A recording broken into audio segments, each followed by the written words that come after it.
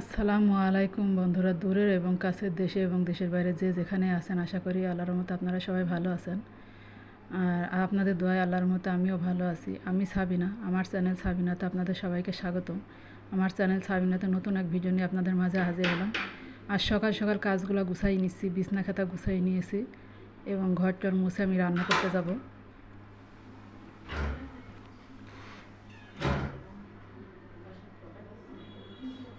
এখানে সব কিছু গুছাই নিছি। আর আমি আজকে রান্না করব আমড়া দিয়ে, মাছ দিয়ে।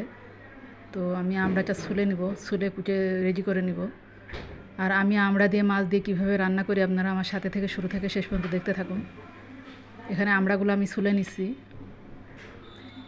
আপনারা আমড়া দিয়ে কোনো দিন মাছ দিয়ে খেয়ে দেখেছেন কিনা জানি না, তবে আমি যেভাবে রান্না করছি, যেভাবে করছি, এটা আমার এই টিপসটা ফলো করে আপনারা রান্না করে খেয়ে দেখতে পারেন। মাশাআল্লাহ, অনেক মজা হয় এটা।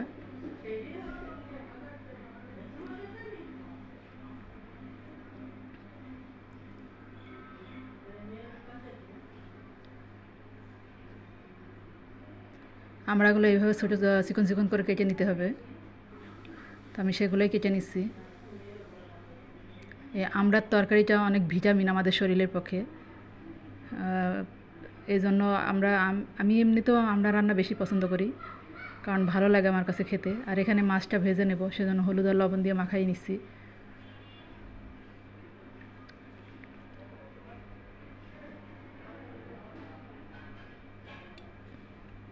কড়ার ভিতরে প্রথমেই তাতাই আমি তেল দিয়ে দিয়েছিলাম, তার মধ্যে মাছটা দিয়ে দিলাম।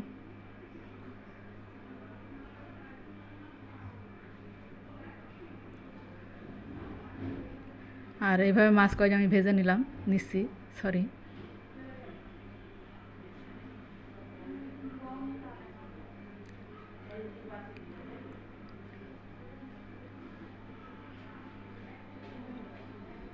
আর মাছ ভাজার ওই তেলের মধ্যেই আমি তেল দিয়ে মশলাগুলো সব দিয়ে দিলাম, কারণ এখানে সব কয়টা মশলা একসাথে নিয়ে নিয়েছিলাম।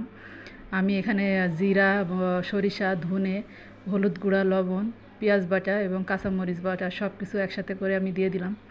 দিয়ে মশলাটা আমি সুন্দর করে কষিয়ে নিয়ে আমরা দিয়ে দিব। এখানে মশলা কষানো হয়ে গেছে, তো আমি আমড়াটা দিয়ে দিব।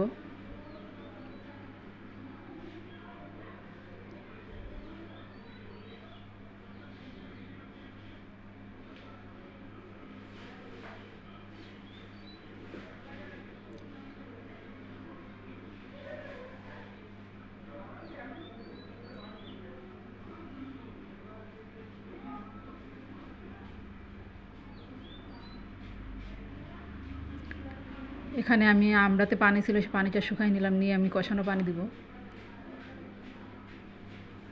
দিয়ে আমি আমড়াটা একটু সিদ্ধ করে নিব। আর এখানে আমার কষানো হয়ে গেছে, তো আমি ঝোলের পানি দিয়ে মাছটা দিয়ে দিব। আর এই তরকারিটা, আমড়ার তরকারিটা খেতে মাশাআল্লাহ এত মজা হয়, আপনাদের বলে বোঝাতে পারবো না।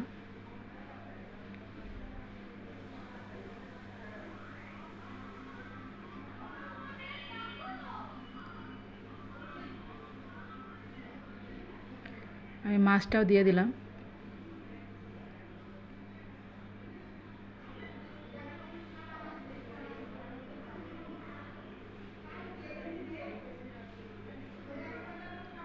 আর আমার তরকারিটা প্রায় হয়ে এসছে, তা আমি আর একটু ঝোল শুকালে আমি নামাই নিব।